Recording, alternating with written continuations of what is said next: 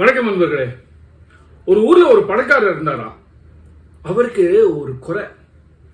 அதாவது நல்ல வசதிகள் இருந்தும் அவரை சுத்தி இருக்கிறவங்க யாருமே அவர்கிட்ட உண்மையா இல்லை அப்படிங்கிற ஒரு குறை.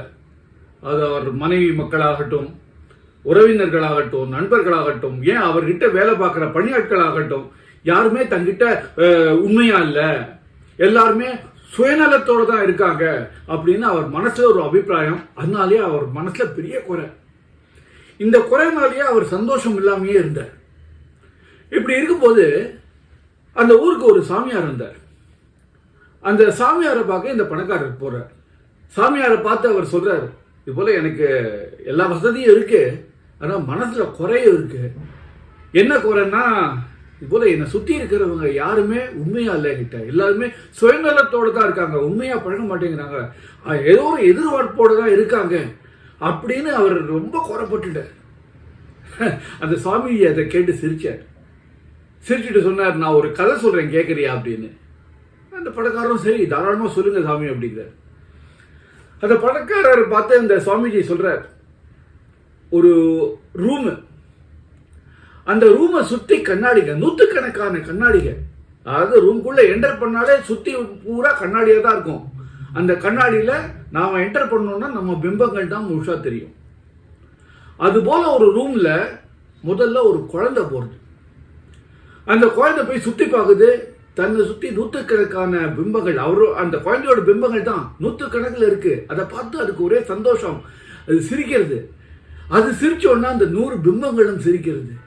அதை பார்த்து அந்த குழந்தைக்கு என்ன சந்தோஷம், உடனே கைத்தட்டி சந்தோஷப்படுறது, அந்த பிம்பங்களும் கைத்தட்டி சந்தோஷப்படுறது. இவ்வளவு கடைசியில சந்தோஷத்தோட உச்சிக்கே போயிட்டு அது டான்ஸ் ஆடுறது, அந்த பிம்பங்களும் டான்ஸ் ஆடுறது. அதை பார்த்த உடனே அந்த குழந்தை, ஆஹா, உலகத்திலேயே ரொம்ப ரொம்ப ரொம்ப ரொம்ப நல்ல இடம் இதுன்னா இந்த அறை தான். இந்த அறைக்கு நான் அடிக்கடி வரணும், அடிக்கடி என்ன தினமுமே வரணும், சந்தோஷமா இருக்கு அப்படின்னு சொல்லிட்டே வெளியில போயிடுது. அதே அறைக்கு கொஞ்சம் கழிச்சு மனநிலை பாதிக்கப்பட்ட ஒருத்தர் வர. அவர் எப்பவுமே ரொம்ப கோபமா இருப்பார். அவர் முகத்தை பார்த்தாலே ரொம்ப கோபமா இருக்கும். அவர் அந்த அறைக்குள்ள என்டர் ஆனோடனே சுத்தி பார்க்கிறாரு. அவரை சுத்தி அவருடைய பிம்பங்கள் தான், அவரை சுத்தி நூற்றுக்கணக்கான கோபமான முகங்கள் தெரியுது. உடனே அவருடைய கோபம் இன்னும் அதிகமா இருக்கு. அந்த பிம்பங்களை பார்த்து அடிக்க போறார். உடனே அந்த 100 பிம்பங்களும் அவரை பார்த்து அடிக்க வருது. அவருக்கு கோபம் இன்னும் உச்சத்துக்கே போறது. அந்த 100 பிம்பங்களையும் பார்த்து குத்த போறார். அந்த 100 பிம்பங்களும் அவரை பார்த்து குத்த வருது. அப்ப அவர் நினைச்சுக்கிறார், ஆஹா, உலகத்திலேயே மோசமான இடம் இதுதான், ரொம்ப மோசமான இடம் இதுதான், இனிமே இந்த இடத்துக்கே வரக்கூடாதுன்னு நினைச்சிட்டு வெளியில போயிடுறாரு. சாமியார் இதை சொல்லிட்டு அந்த பணக்காரரை பார்த்து சொல்றார், இப்போ அந்த ரூம் பார்த்தல, அந்த 100 கண்ணாடியோட இருக்கிற ரூம், அதுதான் இந்த சமூகம்.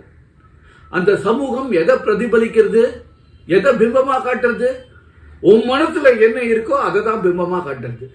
நீ பாசிட்டிவா நினைச்சானா அதோட எஃபெக்டே அந்த பிம்பங்கள்ல தெரியும். நீ நெகட்டிவா நினைச்சானா அதோட எஃபெக்ட் அந்த பிம்பங்கள்ல தெரியும். சோ நீ என்ன நினைக்கிறியோ அதுதான் இந்த சமூகம் நினைக்கிறது. நீ ஒருத்தரை பார்த்து நல்லவன்னு நினைச்சேன்னா நிச்சயமா அவன் நல்லவனா தான் அவனுக்கு படுவான். அதே சமயத்துல இல்ல அவன் சரியில்லை, அவன்கிட்ட இந்த மோசமான குணம் இருக்கு அப்படி நீ நினைக்க ஆரம்பிச்சானா அது உண்மையா இல்லையாங்கிறது உனக்கு தெரியாது.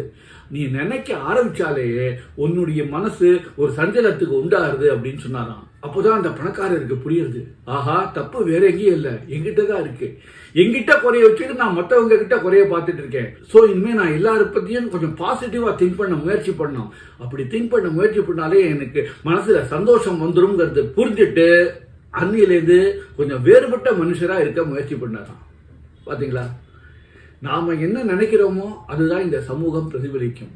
அதுதான் பெரியவங்கள்லாம் சொல்லுவாங்க, எல்லாத்தையும் நல்லதையே நினை, ஏன் கெடுதல் நினைக்கிற அப்படின்னு சொல்லுவாங்கல்ல. அதுக்கு இதுதான் காரணம். நீ நல்லது நினைச்சா பிரதிபலிப்பு அது நல்லதே வரும். இந்த சமூகம் உனக்கு நல்லதையே பண்ணும், நல்லதையே காட்டும். மறுபடியும் இன்னொரு இன்ட்ரெஸ்டிங்கான விஷயத்தோட உங்களை சந்திக்கிறேன். அது வரைக்கும் உங்ககிட்ட இருந்து விடைபெறுவது உங்க SL நானு. வணக்கம்.